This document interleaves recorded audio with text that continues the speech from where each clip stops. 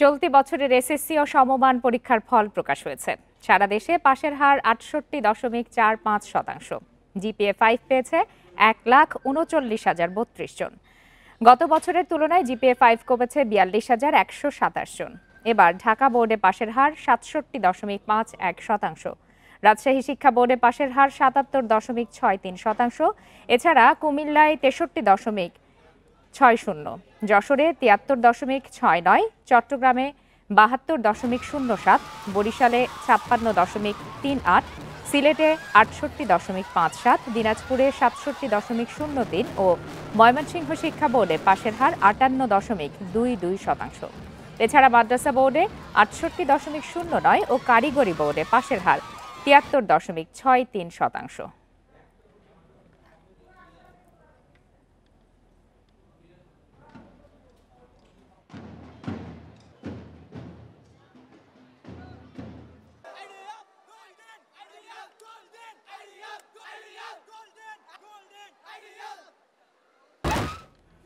এবছরের এসএসসি ও সমমানের পরীক্ষার ফল নিয়ে আরো বিস্তারিত জানাতে যোগ দিয়েছেন সহকর্মীরা।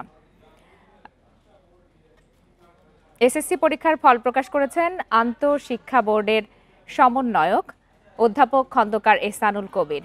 শুরুতেই বকশীবাজারের মাধ্যমিক ও উচ্চ মাধ্যমিক শিক্ষা বোর্ড থেকে আমাদের সাথে যোগ দিয়েছেন সহকর্মী নূরে আলম। নূরে আলম,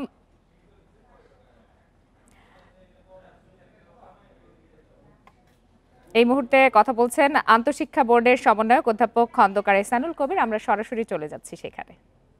এই বোর্ডের মধ্যে কিশোরগঞ্জে এক স্কুল ভালো করেছে আর এক স্কুল খারাপ করেছে, এইগুলো হচ্ছে এই তারপরে এর সামগ্রিক একটা গড় ফলাফল আমরা নিয়ে কথা বলি, এবং কঠিন হয়েছে সহজ হয়েছে এগুলো আপেক্ষিক ব্যাপার।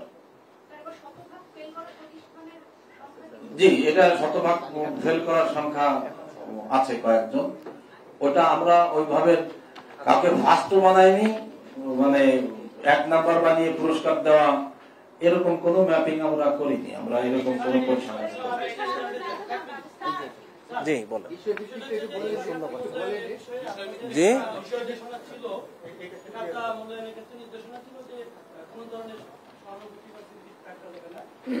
পরীক্ষা মূল্যায়নের ক্ষেত্রে তারা শিক্ষকরা এটা আমলে নিয়েছে, এটা নাম্বার 1।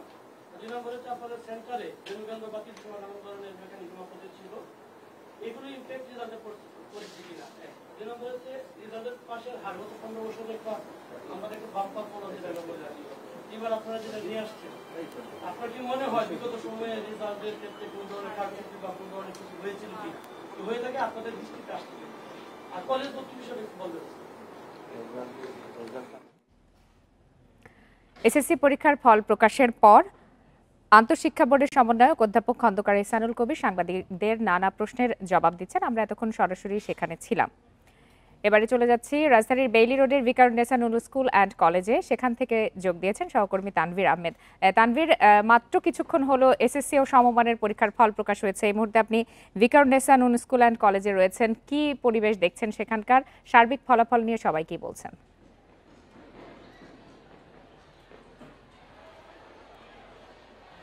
আমি এই মুহূর্তে রয়েছি ভিকারুন্নেসা নুন স্কুল অ্যান্ড কলেজের অডিটোরিয়ামের সামনে, এবং এখানে কিন্তু কিছুক্ষণ পর অফিসিয়ালি ব্রিফিং করবেন এই কলেজের যিনি অধ্যক্ষ রয়েছেন তিনি। এবং আমরা যেটি জানতে পেরেছি যে কিছুক্ষণ আগে কিন্তু ফলাফল প্রকাশ হয়েছে, এবং এখানে কিন্তু ব্যান্ডের তালে তালে শিক্ষার্থীরা আসলে প্রস্তুতি নিচ্ছেন তাদের যে এতদিনের যে কষ্ট এবং তাদের যে পড়াশোনা এবং তারপরে একটি আকাঙ্ক্ষিত ফলাফল, এই ফলাফল পাওয়ার ফলে তারা তাদের যে উল্লাস সেটি তারা কিছুক্ষণের মধ্যে প্রকাশ করবেন। এবং এখানে আপনারা দেখতে পাচ্ছেন শত শত শিক্ষার্থী রয়েছেন এবং তাদের অভিভাবকরা রয়েছে, এবং তারা কিন্তু অপেক্ষা করছেন, এবং অনেকে কিন্তু ইতিমধ্যে ফলাফল পেয়ে গেছেন। যদিও এখন পর্যন্ত ভিকারুন্নেসা নুন স্কুল অ্যান্ড কলেজের যেটি আসলে স্কুল হিসেবে তাদের যেটি অবস্থান, তারা কিন্তু আসলে গত বছর বা তার আগের বিগত বছরগুলোতে কিন্তু সেরা 10-এর মধ্যে তারা অবস্থান নিয়েছিলেন।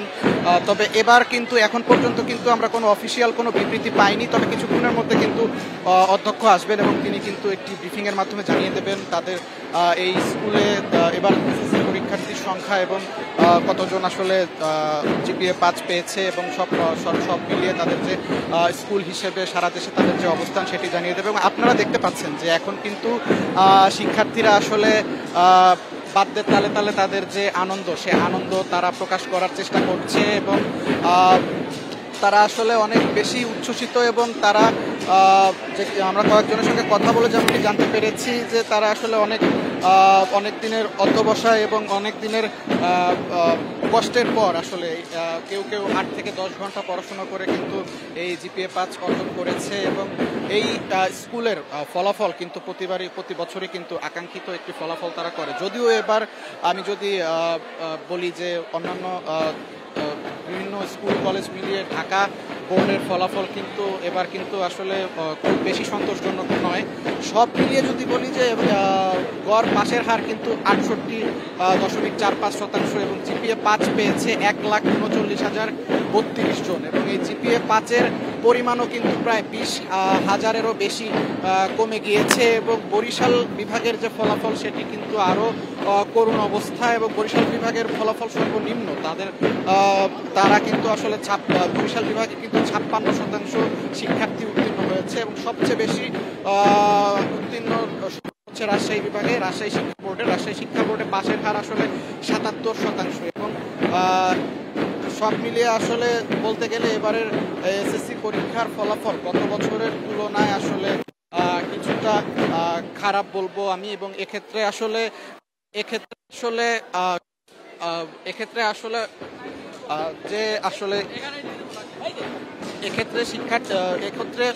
কি কারণে ফলাফলের এই এবং অন্যান্য বিষয়ে আমরা আসলে শিক্ষা বোর্ডের কর্মকর্তা করবেন। আপনি খবর সংগ্রহ করতে থাকুন। ধন্যবাদ আপনাকে। ফেনীর 3 উপজেলায় বাঁধ ভেঙে প্লাবিত হয়েছে অন্তত 98টি গ্রাম। এতে পানিবন্দী হয়ে পড়েছে লাখো মানুষ। দুর্গম এলাকায় বিদ্যুৎ সংযোগ ও মোবাইল নেটওয়ার্ক বন্ধ রয়েছে। এদিকে মুহুরী, সিলোনিয়া ও কুহুয়া নদীর পানি বিপদসীমার নিচ দিয়ে বইছে। তবে তীব্র স্রোত থাকায় লোকালয়ে পানি ঢুকে নতুন নতুন এলাকা প্লাবিত হচ্ছে। ভারী বৃষ্টিতে পরশুরাম ও ফুলগাজীর মোট 21টি স্থানের বাঁধ ভেঙে গেছে। মুহুরী, সিলোনিয়া ও কুহুয়া নদীর পানি বিপদসীমার নিচ দিয়ে প্রবাহিত হলেও তীব্র স্রোত থাকায় বাঁধের ভাঙন দিয়ে পানি ঢুকে প্লাবিত হচ্ছে নতুন নতুন এলাকা। এরই মধ্যে পানিবন্দী পরশুরাম ও ফুলগাজী এলাকার সব মানুষ। ছাগলনাইয়া উপজেলায় পানি ঢুকে প্লাবিত নিম্নাঞ্চল। বন্যা দুর্গত এলাকায় শুকনো খাবার ও সুপেয় পানি না পাওয়ার অভিযোগ ক্ষতিগ্রস্তদের।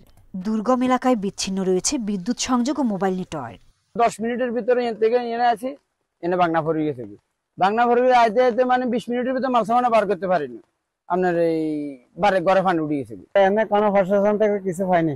স্থানীয়দের অভিযোগ, পানি উন্নয়ন বোর্ডের কিছু কর্মকর্তার দায়সারা কাজের জন্য প্রতি বছরই এই এলাকায় ভাঙন নিয়মে পরিণত হয়েছে।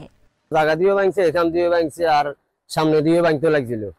তো আর এগুলা রক্ষা করবার মতো না। আর এগুলা যদি একটু মজবুত করে বাঁধি দেয় তাহলে আপনার এটা রক্ষা। বেরিবান্ধের উপর দিয়ে পানি প্রবাহিত হয়েছে। আমরা তখন গ্রামবাসী সবাই মিলে বেরিবান্ধটা মাঠে দিয়ে বস্তা দিয়ে বাঁধতেছি, এরপরও রোগাইতে পারি না। তবে অভিযোগ নাকচ করে দুর্গত এলাকায় ত্রাণ সহায়তা পৌঁছানোর চেষ্টা করা হচ্ছে বলে জানিয়েছে প্রশাসন। ত্রাণ কার্যক্রম এখানে কিন্তু বেশ কয়েকটি বহুমাত্রিক ম্যানেজমেন্ট আছে। শুধু সার্বক্ষণিক একজন উপজেলা নির্বাহী অফিসার তো ত্রাণ নিয়ে যাবেন না, এর বাইরেও কিন্তু তার কাজ হচ্ছে সকলের মাঝে ত্রাণ পৌঁছে দেওয়া। টানা 3 দিনের বৃষ্টিতে ফেনীর 3 উপজেলার লাখো মানুষ পানিবন্দী। Independent news. টানা বৃষ্টিতে জলাবদ্ধ এলাকা থেকে পানি নামতে শুরু করলেও দুর্ভোগ কমেনি। এখনো অনেক বাসাবাড়িতে পানি রয়েছে। সড়কে পানি ওঠায় ব্যাহত হচ্ছে যান চলাচল। ফসলি জমি তলিয়ে কৃষকের ব্যাপক ক্ষতি হয়েছে। ভেসে গেছে অসংখ্য মাছের ঘের ও পুকুর। নোয়াখালীতে সকাল থেকে বৃষ্টি না হয় জলাবদ্ধতা পরিস্থিতির কিছুটা উন্নতি হয়েছে। তবে জেলা শহর মাইজদীতে প্রধান সড়ক ছাড়া বেশিরভাগ সড়ক ডুবে গেছে। পানি ঢুকেছে বাসাবাড়িতে। পানিতে তলিয়ে থাকায় বন্ধ আছে শিক্ষা প্রতিষ্ঠান। ড্রেনেজ ব্যবস্থা উন্নত নয়, যার পরিপ্রেক্ষিতে আপনার জলাবদ্ধতার সৃষ্টি হচ্ছে। এই জলাবদ্ধতা নিরসন হলে পানির ব্যবস্থা জমা থাকবে না। লক্ষ্মীপুরে নামতে শুরু করেছে পানি, তবে কমেনি দুর্ভোগ। পৌরসভা ও উপকূলীয় এলাকায় জলাবদ্ধতা সৃষ্টি হয়ে পানিবন্দী হাজারো মানুষ। গোড়াদি ফাঁকা করলে তো হবে না, ড্রেনের আগাদি ফাঁকা করতে হবে। এই কারণে পানি নামে না, ওইখানে জাম রয়েছে। এই জাম না থাকার কারণে আমাদের চলাফেরাতে অনেক কষ্ট হইতেছে। চাঁদপুরে জলাবদ্ধতার পাশাপাশি গ্রামীণ সড়কের অবস্থাও বেহাল। ফেনী থেকে আসা পানিতে শাহরাস্তি উপজেলার গ্রামীণ সড়কের কার্পেট উঠে তৈরি হচ্ছে গর্ত, এতে ব্যাহত যানবাহন চলাচল। পাহাড়ি ঢলে খাগড়াছড়ির দীঘিনালার নিচু এলাকা প্লাবিত। মেরুং ইউনিয়নের ২৩টি পরিবার আশ্রয় নিয়েছে সরকারি প্রাথমিক বিদ্যালয়ে।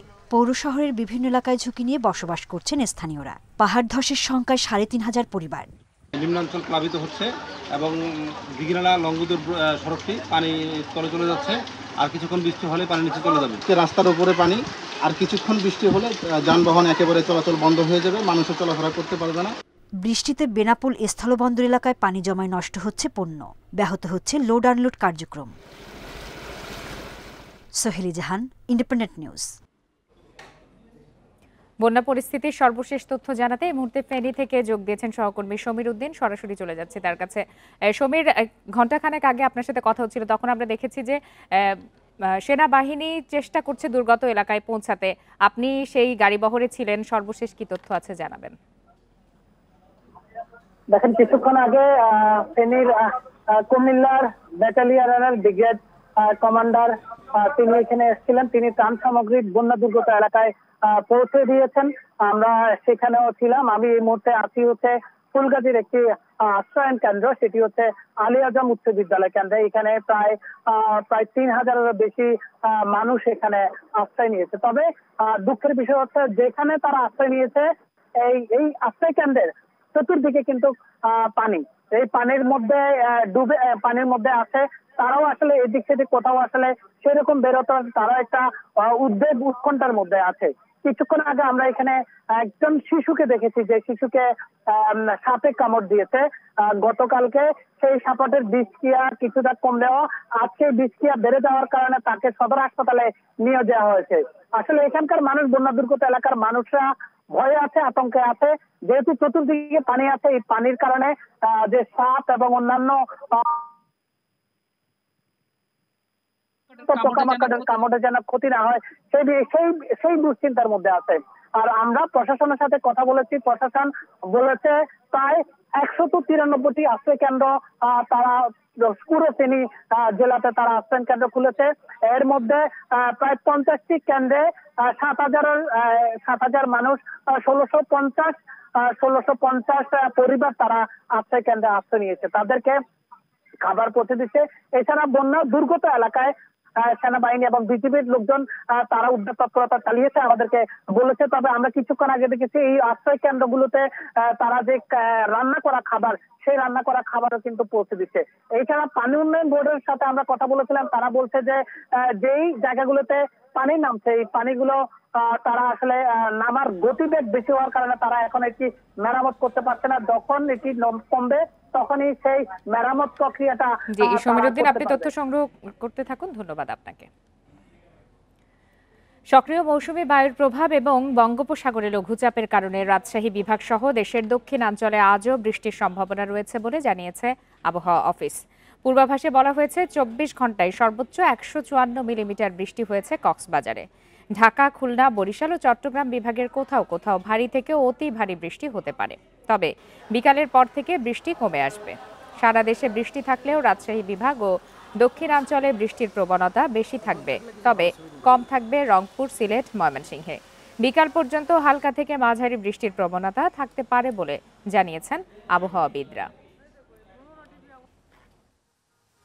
রাজশাহী বিভাগে বেশি বৃষ্টি, পাশাপাশি ঢাকা, চট্টগ্রাম এবং খুলনা বরিশাল বিভাগেও বৃষ্টিপাত আজকে এখন বর্তমানে কন্টিনিউ করছে এবং সেটা হয়তো দুপুরের পর পর্যন্ত কন্টিনিউ করতে পারে।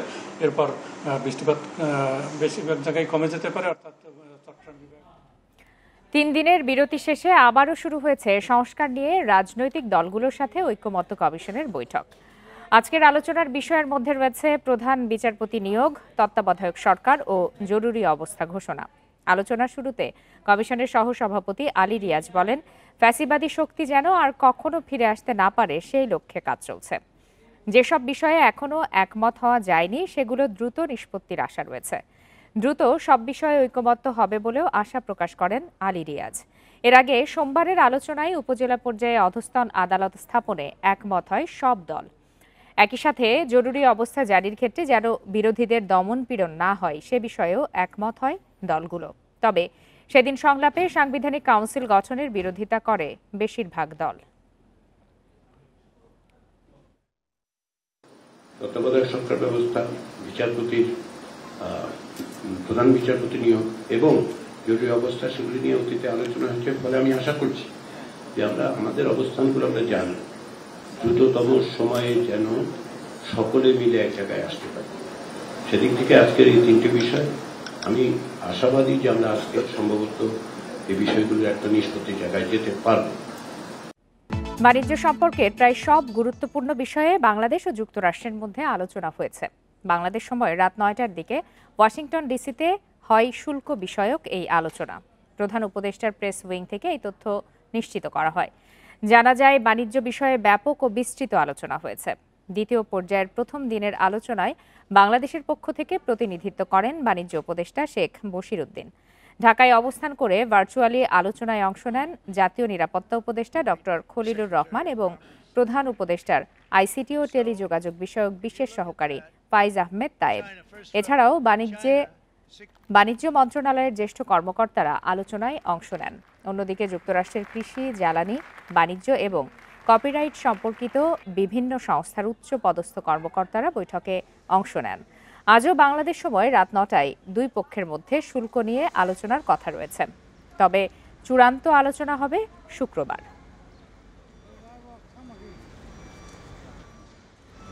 পুশব্যাকের নামে ভারতের নাগরিক এবং রোহিঙ্গাদেরও বাংলাদেশে ঠেলে দিচ্ছে দেশটি, এমন তথ্য জানিয়েছেন বিজিবি মহাপরিচালক মেজর জেনারেল মোহাম্মদ আশরাফুজ্জামান সিদ্দিকী।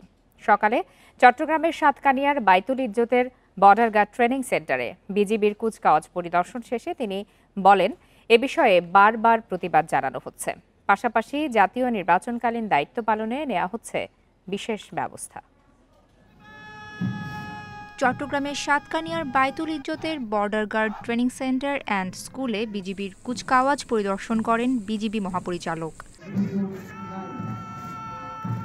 সীমান্তের অতন্দ্র প্রহরী হিসেবে দেশের জন্য জীবন উৎসর্গ করার শপথ নেন নবীন সৈনিকরা।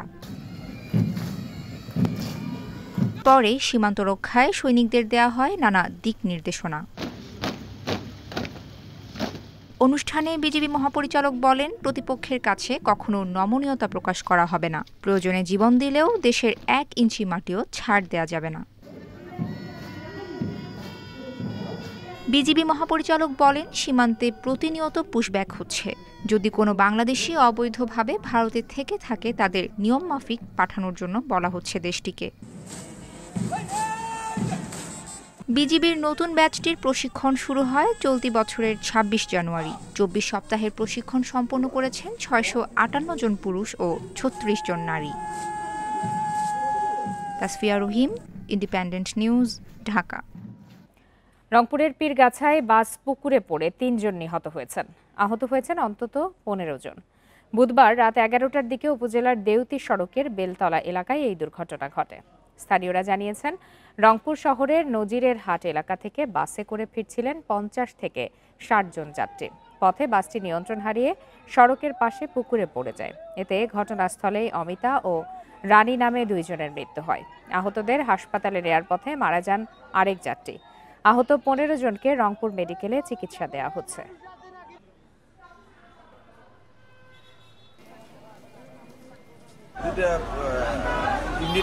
আসার পরে এখানে মানে কিছু আহত লোক পাওয়া যায়, সেই আহত লোকগুলো উদ্ধার করে অ্যাম্বুলেন্সে সদর হাসপাতালে পাঠানো হয়েছে। শেষ করছি আজকের বিরতিহীন সংবাদ দুপুর। ধন্যবাদ সবাইকে।